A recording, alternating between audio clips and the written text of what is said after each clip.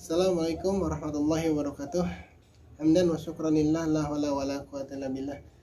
Sahabat sejati yang Allah muliakan, teriring doa semoga pagi ini kita senantiasa dalam lindungan, dalam rahmat dan kasih sayangnya.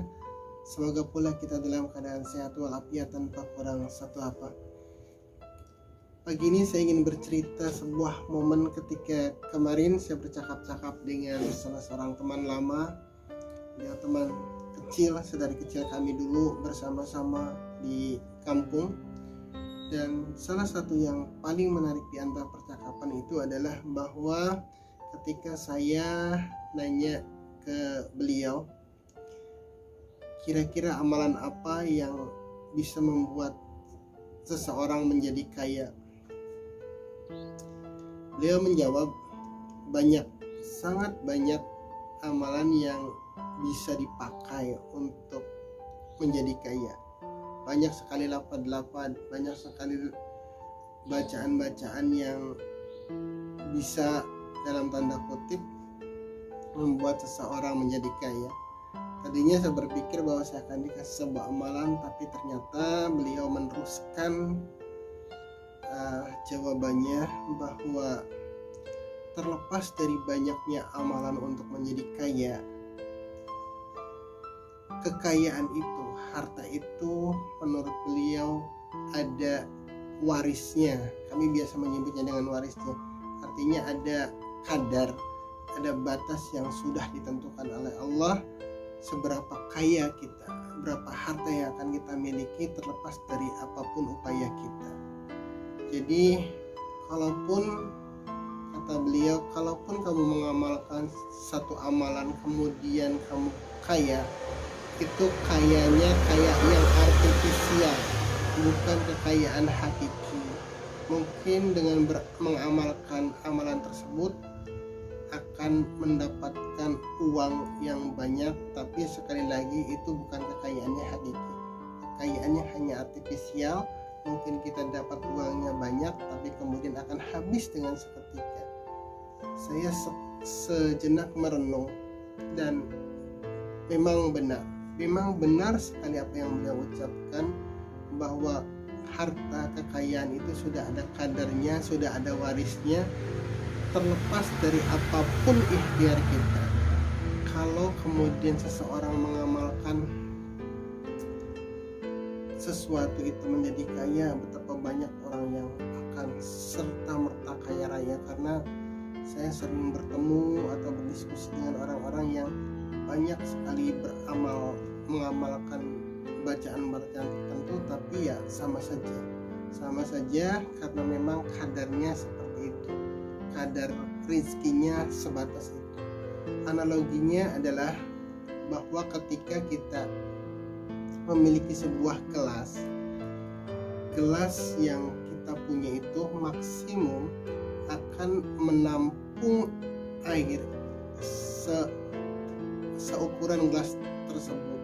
Kalaupun kemudian kita tuangkan air satu ember, maka yang lainnya akan meluber, akan keluar dari isi gelas itu. Yang menjadi kadar kita, yang menjadi waris kita, yang menjadi bagian kita adalah maksimum sebanyak gelas yang kita punya itu saja.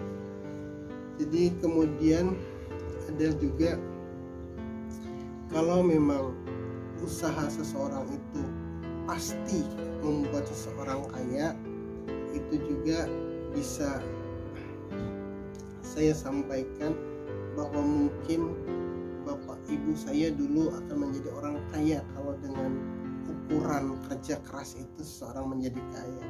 Bapak keluar jam 4, pulang malam jam 12, itu selama saya kecil, saya SD sampai dengan saya lulus sekolah menengah atas. Bapak masih terus bekerja keras untuk memenuhi kebutuhan kami anak-anaknya. Entoh apa yang Bapak dapat, ya memang seharusnya seperti itu, sekadarnya yang sudah Allah tentukan. Kemudian juga ibadah itu dalam tanda kutip tidak ada korelasinya secara langsung untuk kemudian ingin menjadi kaya. Kalau orang yang selalu di masjid kaya, pasti orang Islam banyak yang kaya karena masjid kita selalu penuh, selalu didatangi jamaah yang senantiasa menghambakan diri kepada Allah.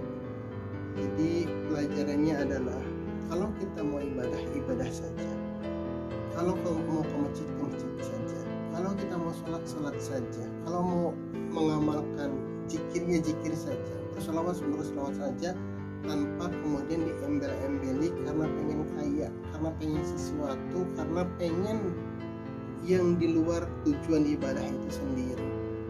Karena ketika ibadah kita kemudian dimuati dengan hal-hal di luar tujuan kita mendekat kepada Allah, ibadah kita akan menjadi berat, ibadah kita akan menjadi beban, ibadah kita kemudian akan menjadi pos, akan menjadi tekanan bagi kita. Jadi ketika kita kemudian berzikir, ya zikir saja. Jangan kemudian kita mempunyai tujuan bahwa untuk zikirnya karena pengen sakti, karena pengen kaya, karena pengen terkenal, karena pengen banyak uang dan lain sebagainya. Kemudian ketika bersolawat, kita katanya solawatnya nanti padilahnya ini, mungkin itu sangat mungkin bagi Allah, mungkin saja memberikan sesuatu yang kita tidak tahu dari mana dan bagaimana caranya.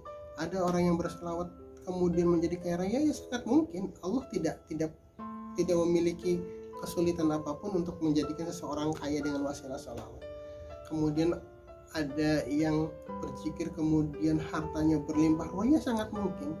Allah sangat mudah, perbendaharaan harta Allah, kekayaan Allah tidak terbatas. Jadi ketika seseorang kaya dengan satu lain hal, yaitu hak Allah, hak prerogatif Allah, dan itu lagi kadarnya.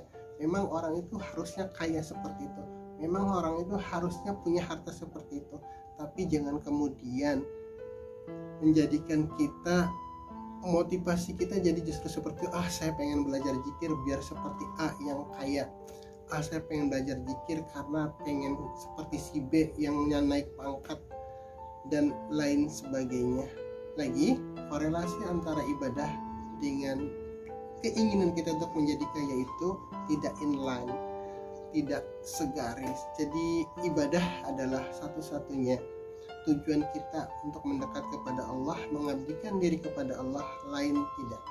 Kalau kemudian ada orang yang Allah memberikan kelebihan harta kepada orang yang rajin ibadah, yaitu adalah prerogatif Allah, dan itu adalah hak dia, hak si orang yang beribadah tersebut, warisnya, kadarnya, hartanya memang seperti itu.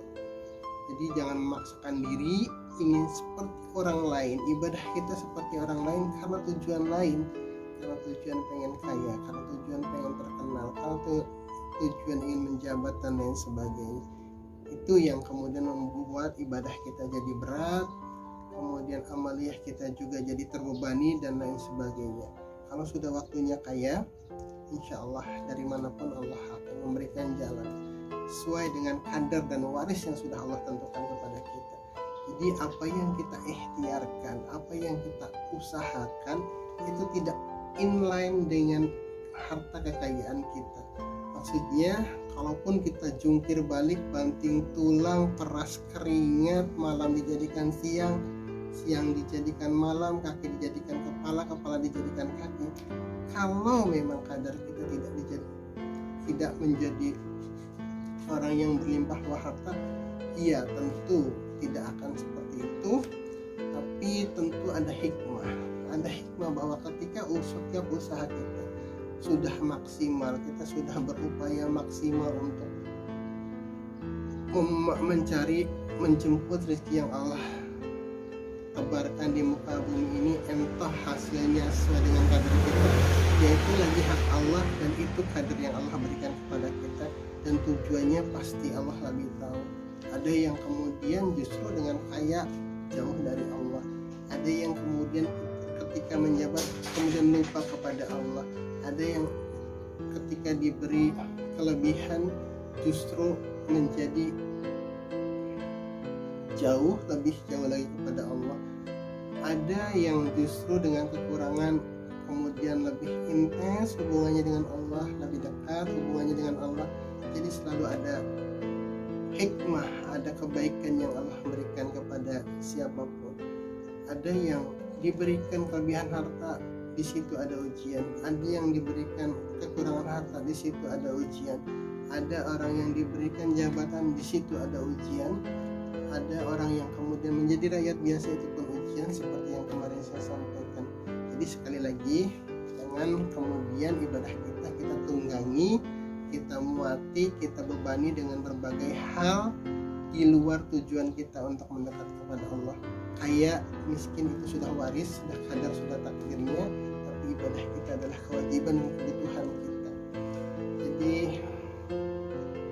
kalau kita makan itu sebenarnya tujuannya bukan untuk kenyang, tapi untuk memenuhi kebutuhan jasad kita terhadap nutrisi, terhadap vitamin, terhadap asupan. Kenyang itu efek. Seperti itu saja. Ketika kita beribadah ya semata-mata karena Allah, entah kalau nanti kita mendapatkan anugerah yang dalam tanda kutip menurut Allah sesuai dengan kadar kita, sesuai dengan kehendaknya, maka itu pasti akan terjadi. Ketika waktunya kaya, tidak ada yang bisa menghalangi harta itu datang ke kita. Orang kaya itu sebenarnya tidak perlu pintar, tidak perlu bergelar, tidak perlu harus berpendidikan tinggi, tidak perlu memiliki sesuatu apapun.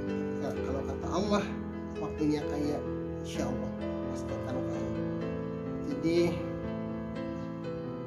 mari kita murnikan tujuan ibadah kita semata karena Allah, karena dengan itulah kita akan menjadi lebih bahagia, baik dengan harta maupun tanpa harta.